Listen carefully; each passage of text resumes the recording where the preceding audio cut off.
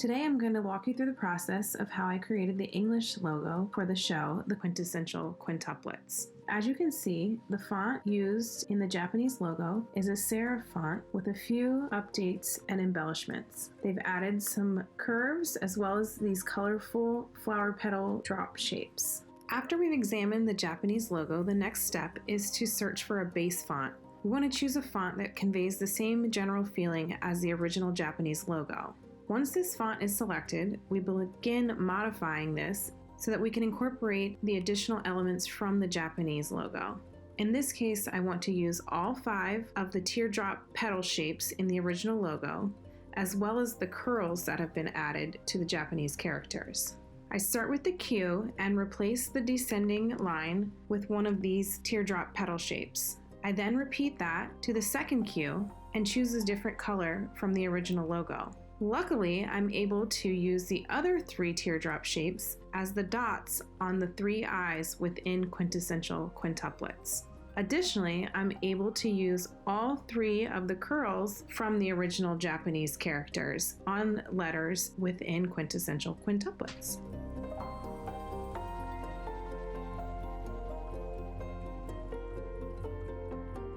Hey, today we're going to be turning a Japanese logo into an English logo. The title is Science Fell in Love, so I tried to prove it. Pretty long title. You would start just by picking up elements from the Japanese logo. I can just tell right now that a lot of this is going to be right angles. Everything is aligned. I'll be adding splashes of color on the end of each letter just to give more of an impact if I was starting from scratch. And measuring out the width of this and getting it the same. Since it's Science Fell in Love, we start by making the S here.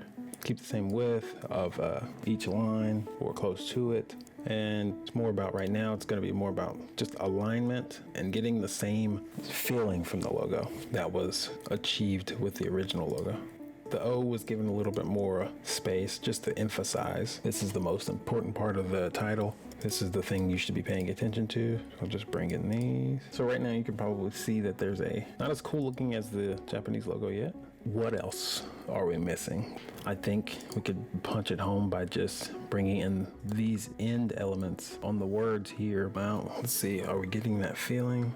You can see how it would easily take the place of the Japanese logo if it was laid on top of art. When you feel like the logo has reached a point where it truly matches up with the Japanese logo, I think that's when you can say you're done. And then you'll go through, obviously, rounds of review, and then it goes off to the licensors. That's the most important approval. Once they sign off on it, that's when you have won. You have completed your mission. This is a fairly simple one because this logo already had English copy in it. I'm just redistributing the copy here. But yeah, fairly simple process. It's kind of self-explanatory. I'm actually glad that fans of anime actually get to see the process of what goes into everything that we get to make. I mean, how else would you get to see it? Yeah, these are typically a lot harder.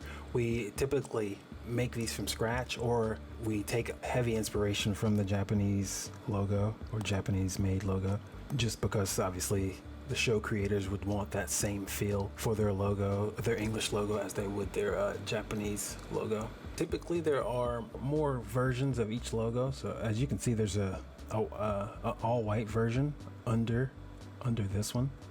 These are the standard different logos that we make.